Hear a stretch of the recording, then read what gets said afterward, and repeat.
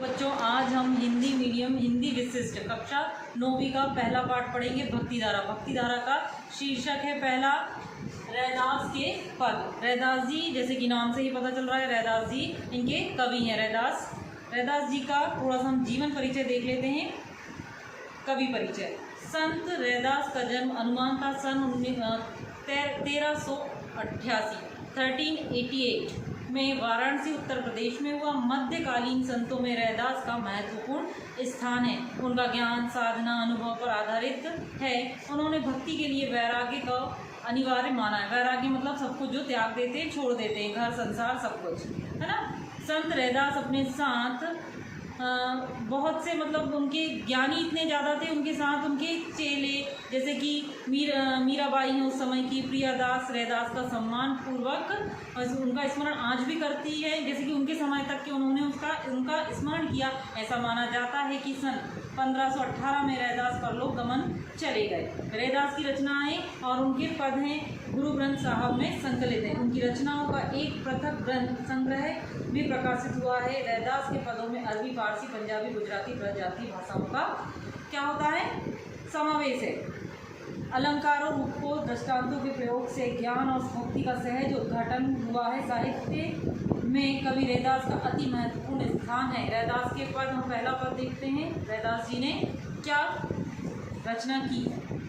प्रभु जी तुम चंदन हम पानी, जाकी अंग अंग बात समानी। सबसे पहले हम लोग लिखते हैं तो क्या लिखते हैं, हम लोग बोलते हैं कि बच्चों पद्यांश लिख लो, तो आप लोग क्या करते हैं, प्रभु जी तुम चंदन डैश डैश, लास्ट की लाइन रैदासा। फिर उसके बाद आता है संदर्भ। तो संदर्भ में हम क्या लिखते हैं कि प्रस्तुत पंक्तियाँ हमारी पाठ्य पुस्तक 9वीं हिंदी विशिष्ट से ली गई हैं। इसके कवि हैं रैदास जी।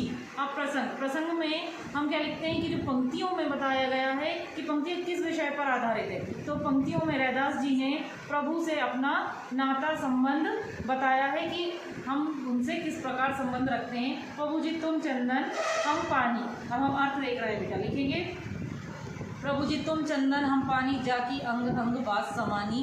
प्रभु जी तुम घन बन हम मोरा, जैसे चितवन चंद चकोरा।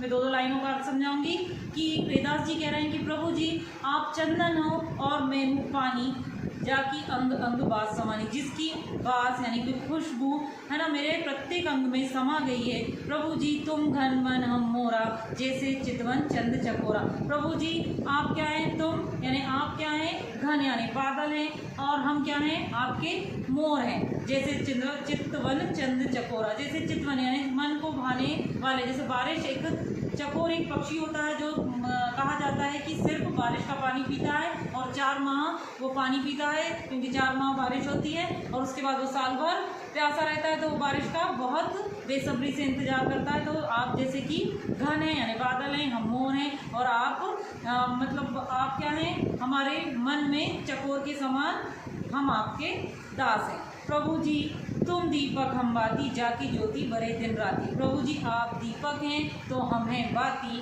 और इसकी ज्योति है ना, यानी कि जिसकी लौ दिन रात बरे, बरे यानी जलना, दिन रात आपकी ज्ञान रूपी ज्योति जलती रहे। प्रभु जी तुम मोती हम धागा, जैसे सोनही मिलत सुहागा। प्रभु जी आप मोती हैं तो हम धागा हैं, जैसे और ये बात क्या है, जैसे सोने पे सुहागा। प्रभु जी तुम स्वामी हम दासा, ऐसी भक्ति करे रैदासा। प्रभु जी इन सब बातों का एक सार है कि प्रभु जी आप स्वामी हैं और हम आपके दास हैं। ऐसी भक्ति कौन कर रहे हैं, रैदास जी कर रहे हैं। सेकंड है नरहरि चंचल है मति मेरी, हे मैं एक नर हूँ। अब आप लोग क्या लिख लेंगे, लिख तो लेंगे, संदर्भ मैंने बताया, प्रसंग भी वही चलेगा कि निरूपित किया है भक्ति और भक्ति में, और मतलब जो भक्त है और भक्ति में दोनों में संबंध निरूपित करते हुए ये सब पंक्तियाँ कही गई हैं। तो हम लोग अर्थ लिखेंगे नरहरि चंचल है मति मोरी, मैंने ये मानव शरीर प्राप्त किया है, इसलिए मेरी क्या है, मति चंचल है। कैसे भक्ति करूँ मैं तेरी, हे ईश्वर मेरी मति इतनी चंचल है कि मैं आपकी भक्ति कैसे करूँ। तू मोही देखे हो तो ही देखूँ, प्रीति परस्पर हो। मैं आपको देखता हूँ और आप मुझे देखते हैं, और इस प्रकार मेरी और आपकी प्रीति हो गई है, यानी प्रेम हो गया है। तू मोही देखे तो ही ना देखूँ, ये मति सब बुद्धि खोई। और क्या हो रहा है कि मैंने ऐसी मति भ्रष्ट कर ली है कि मैं आपको देख रहा हूँ, आप मुझे देख रहे हैं, फिर भी क्या हो रहा है, मेरी बुद्धि भ्रष्ट हो गई है, मैंने सब कुछ खो दिया है। अब घट अंतर रमसी निरंतर मैं देखन नहीं जाना, गुण सब तोर मोर सब तो उपकार न माना। और आपने मेरे निरंतर आपने मुझे मतलब सद्बुद्धि दी है, सब कुछ दिया, लेकिन मैंने आपका एक भी एहसान या कुछ नहीं माना है और उपकार मैं भूल गया हूँ। मैं ते तोरी मोरी असमझी कैसे करी निस्तारा, है कह रैदासा कृष्ण करुणा में जय जय जगत अदारा। और मैं मेरे और तेरे में, सिर्फ मेरे और तेरे में ही उलझा रहा। मैं कैसे भूल गया कि ईश्वर ये सब आपके द्वारा ही बनाया गया है। कृष्ण रैदास जी क्या कह रहे हैं कि मैं ये सब उपकार कैसे भूल गया हूँ।